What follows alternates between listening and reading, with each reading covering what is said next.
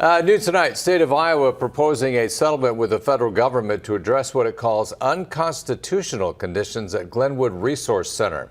The center houses people with intellectual and developmental disabilities.